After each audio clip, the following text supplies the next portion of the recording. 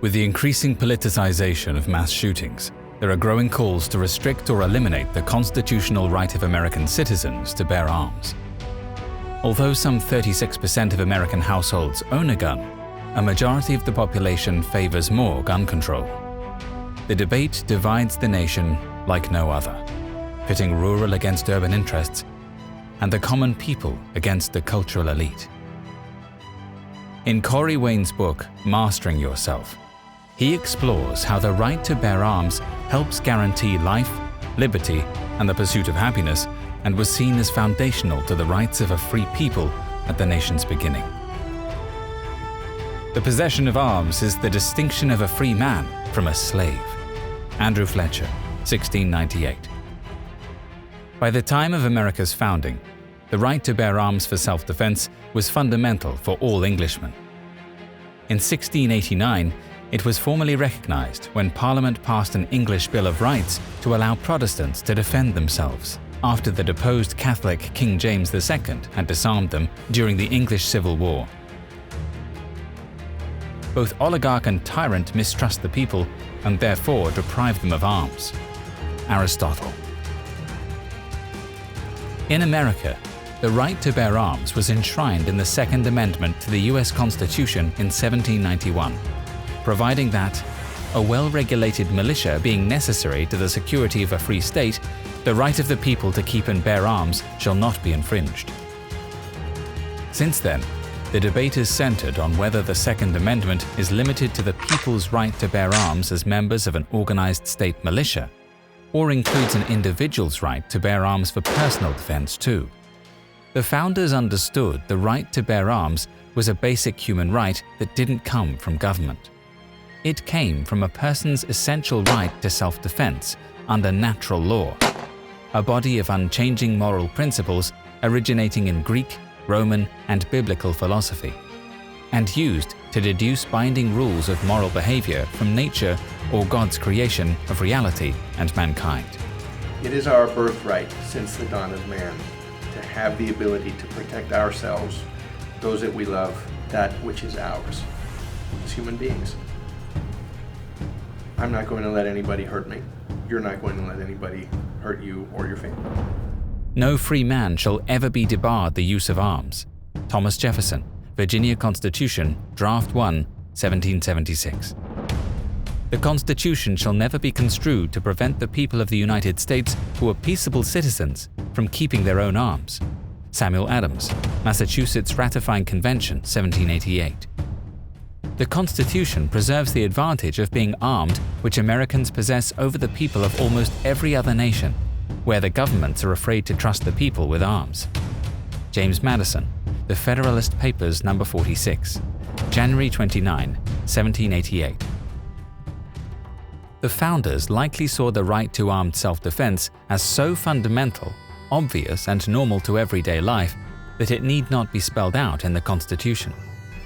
Nevertheless, the states of Virginia, New Hampshire, New York, North Carolina, and Rhode Island all demanded the right be enshrined in the Constitution as the Second Amendment in the Bill of Rights.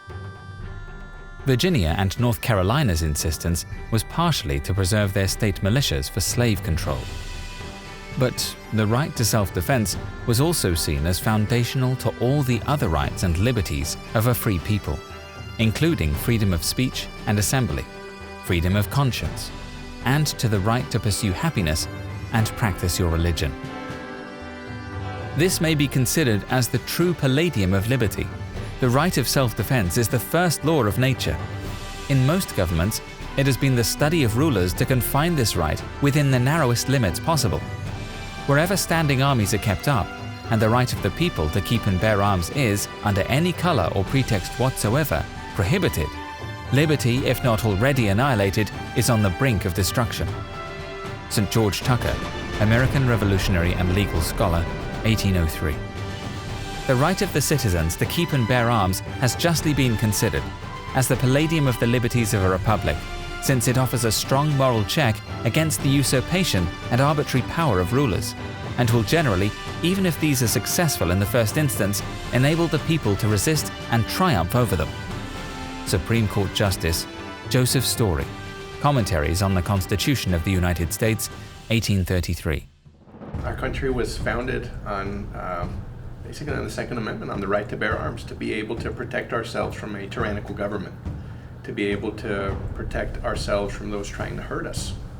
And it is our right to keep and bear those arms. In America's early years, it was widely accepted that the federal government couldn't infringe on gun ownership. The individual right to own a gun for self-defense was unquestioned.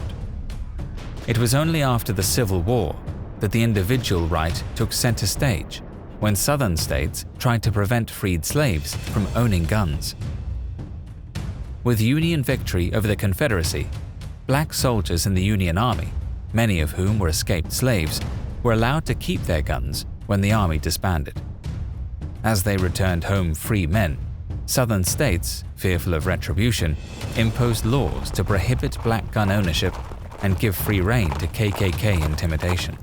In 1868, Republicans in Congress stepped in, pushing passage of the 14th Amendment to the Constitution to bar Southern states from infringing on the constitutional right of freed blacks to own guns for their own self-defense. The US Supreme Court didn't weigh in on the individual right until the 2008 case of D.C. versus Heller, a challenge to a D.C. law requiring handguns to be kept unloaded and disassembled, or with a trigger lock, effectively rendering them useless in time of need. In striking down the law, the court confirmed that Americans do have an individual right to possess firearms, irrespective of membership in a militia, for traditionally lawful purposes such as self-defense within the home. Justice Antonin Scalia wrote the majority opinion, explicitly recognizing that states could impose reasonable regulations on gun ownership for the sake of public health and safety. The DC law had gone too far, but the question remained: what level of regulation was reasonable? Defenders of the Second Amendment believe the right to bear arms is so fundamental that regulations should be kept to a bare minimum. They believe guns in the hands of law-abiding citizens enable the most vulnerable in society to protect themselves from stronger assailants and serve as a check on tyrannical government. The gun has been called the great equalizer, meaning that a small person with a gun is equal to a large person. But it is a great equalizer in another way too. It ensures that the people are the equal of their government whenever that government forgets that it is the servant and not the master of the governed. President Ronald Reagan. Gun control advocates argue the Second Amendment is outdated and the government's duty to provide for public safety and welfare should trump any individual right to bear arms. Some politicians believe that the solution to society's problems is to legislate and control every aspect of people's lives. This thinking was on display when Jesse Dominguez, a city councilman in Santa Barbara, California, justified a ban on plastic straws by stating, "Unfortunately, common sense is just not common. We have to regulate every aspect of people's lives." This mindset is part of what drives the gun control movement. When we got organized as a country and wrote a fairly radical constitution with a radical Bill of Rights, giving radical amounts of freedom to Americans, it was assumed that Americans who had that freedom would use it responsibly. When personal freedom is being abused, you have to move to limit it. President Bill Clinton. I don't believe people should be able to own guns. Barack Obama. Gun control advocates believe passing laws that make it harder to own guns will result in less gun violence. However, statistics on guns tell a different story. Since 1994, FBI records indicate national gun homicides decreased substantially even as gun purchases reached all-time highs, with some 420 million firearms in circulation in America. That's approximately 100 times more guns than the US military has, and 400 times more than US law enforcement. It is estimated guns are used 80 times more often in self-defense than to take a life, and that women use guns to defend against sexual abuse as often as 200,000 times per year. A woman cannot always rely on getting help by just calling for it. Annie Oakley. Numerous studies suggest gun confiscation doesn't work. In 2006, the British Journal of Criminology reported that a 10-year Australian study concluded Australia's 1996 firearm confiscation law had no effect on firearm homicide in Australia. A study in the University of Miami's Law School's National Security and Armed Conflict Law Review found the homicide rate in England and Wales averaged 52% higher after the passage of a 1968 gun control law and 15% higher after the passage of a 1997 handgun ban. And in a 2007 article in the Harvard Journal of Law and Public Policy titled "Would Banning Firearms Reduce Murder and Suicide?", the authors concluded there is no consistent significant positive association between gun ownership levels and violence rates. While there are passionate arguments on both sides of the gun debate, a deciding factor for many is the example of a young single mother being preyed on by a deranged stalker. Second Amendment supporters believe that she should be able to buy a gun without a waiting period to protect herself from possible rape or murder. They stress the problem with gun restrictions is they don't actually keep guns out of the hands of criminals. What they do is make it harder for law-abiding citizens to defend themselves and their families from those who might harm them. As much as we might wish the police could always be there to protect us, they usually won't be in times of greatest danger. The reality is, if someone kicks in your door, the police are on average 15 to 20 minutes away. Until they get there, you're on your own. So, what do you do to protect yourself and your family for those 15 to 20 minutes? What's your opinion on the fact that police are 10, 15 minutes away when you call them, and what are you and your family supposed to do when your door's been kicked in by criminals and you're waiting for the police to arrive? We have to defend ourselves. I will protect my family until police arrive. We have to do something. We cannot just let somebody hurt us, those that we love.